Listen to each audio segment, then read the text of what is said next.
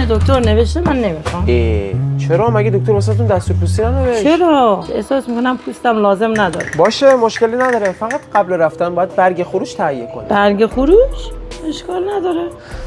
اول بفرمایید دهنتون رو شیرین کنید. ممنونم.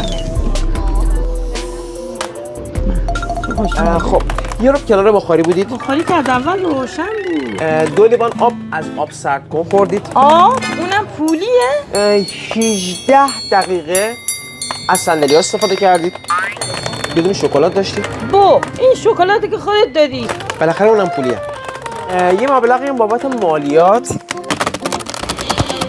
7,250,000 تومان. این داروهایی که دکتر برام نوشته چقدر میشه؟ تقریبا 1,200 دینار. ولش کن دیگه، از همین داروها برات 2 ماه بده.